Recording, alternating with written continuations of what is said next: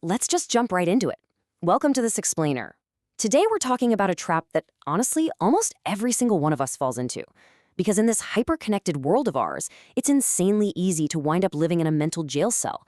And the craziest part? We're the ones building the bars. We use algorithms, the constant fear of what our neighbors are thinking, the stress of our public reputations. We literally lock ourselves up in our own heads, absolutely terrified to step out of line. So I gotta ask you, are you actually living your own life? Or are you just playing a character you think everyone else wants to see? If you're feeling completely burned out by this endless pressure to fit in, well, we need to talk about Ralph Waldo Emerson. And forget that image of a stuffy, boring 19th century philosopher. Emerson was a total rebel. His famous essay, Self-Reliance, isn't some dry academic paper. It's an absolute manifesto, completely designed to break us out of this trap and help us take back our authentic power. Okay, let's dive into this. Here's our roadmap for today. We're hitting 5 radical lessons. Stop copying other people, ditch your past self, stop running away, work your own plot, and finally, embrace your inner rebel. Let's get to it. Starting right off with number 1, stop copying other people, or what we're calling the suicide of mimicry. Look, we live in this digital hall of mirrors right now. Influencer culture basically hands us a literal blueprint for how to live, right? But copying that blueprint, it actually erases who we really are. Emerson drops this incredibly heavy-hitting line, "Envy is ignorance, that imitation is suicide." To put that in plain English, when you envy someone else, you're completely ignoring your own worth. And when you try to imitate them, you are metaphorically killing off your own unique soul print. You're smothering the one thing you have that literally no one else does. Think about a highly skilled chef, let's call her Maria. For years, she chased these Michelin star trends, trying to perfectly recreate the signature dishes of famous trendy chefs. But her restaurant just felt kind of empty. It lacked soul. She was committing that metaphorical suicide we just talked about.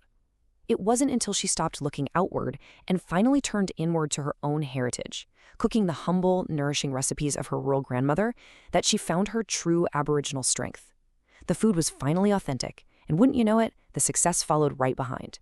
Moving on to point number 2, ditch your past self, or burning the corpse of memory. We all have this massive anxiety about looking like a hypocrite if we change our minds or grow, don't we? But Emerson totally destroys that fear with this one quote: "A foolish consistency is the hobgoblin of little minds." Basically, he's saying truth is not carved in stone. You're allowed to change. You gotta stop dragging around this corpse of memory just to keep society comfortable. Speak your truth today, and hey, if tomorrow brings a totally new truth, speak that too, even if it completely contradicts everything you just said yesterday. Let's look at a modern example of this. Imagine Senator Anya Sharma. She builds her entire career on a very specific policy stance. But then, new research comes out and she completely reverses her position. The crowd and the media, they instantly label her a flip-flopper. But to Emerson, she's an absolute genius. She's prioritizing what he calls the thousand-eyed present over a dead past. To be truly great, you just have to be okay with being misunderstood by people who are stuck looking backward. And that brings us to rule number 3, stop running away. The superstition of escape. In our modern culture, we tend to treat a month-long trip to Bali or a big move to Lisbon as this ultimate spiritual cure-all. But here is Emerson's blunt reality check. My giant goes with me wherever I go. That giant? That's your unresolved stuff. Packing a trunk doesn't fix you. You just drag your internal baggage right through airport security and unpack it in a prettier location. He actually calls this intellectual vagabondage. Traveling to get something you don't already carry within yourself is just pointless. Honestly, geography is just a grand, expensive distraction until you can learn to sit alone in your room and find peace in your own internal ocean. You have to fix the inside first because you definitely cannot outrun your own mind. All right, point number 4, work your own plot. The rigor of personal responsibility. So self-reliance isn't just casually trusting your gut while you lay on the couch waiting for the universe to hand you success. Emerson uses this great agricultural metaphor here.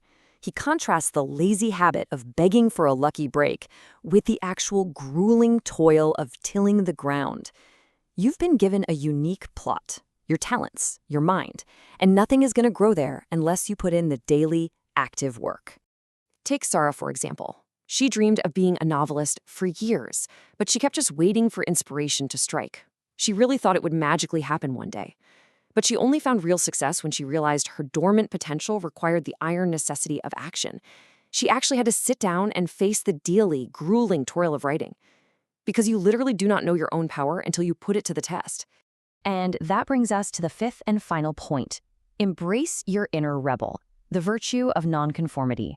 Emerson looks at society and sees a system that practically demands we surrender our personal liberty just to secure a paycheck.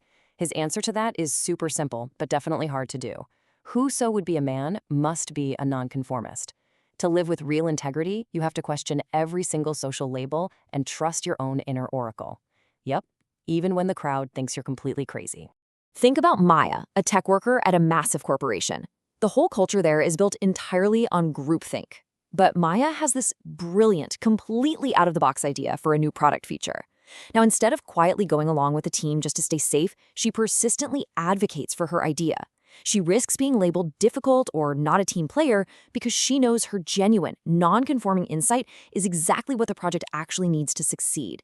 So if we follow these 5 steps and actually manage to break out of that mental jail cell, where does it lead us? Well, it brings us to our conclusion, the wisdom of the rose. Emerson points to the roses right outside his window as the ultimate teachers. A rose doesn't stand on tiptoe trying to foresee the future, and it certainly doesn't sit around lamenting the past. It's not comparing itself to the roses that bloomed last year. It simply exists, perfectly content right in the present moment. It is exactly what it is supposed to be, right now. It all boils down to this final, beautiful truth. Nothing can bring you peace but yourself. That deep internal wisdom, it's always accessible to you. Your true stability doesn't rely on your bank account. It doesn't rely on your zip code or your follower count. It relies entirely on the integrity of your own mind. So, I want to leave you with this question to really chew on. What will you change today? If you stopped caring entirely about what the crowd thinks, what unique plot of ground would you finally start tilling? I think it's time to find out. Thanks for joining me for this explainer, and I'll catch you next time.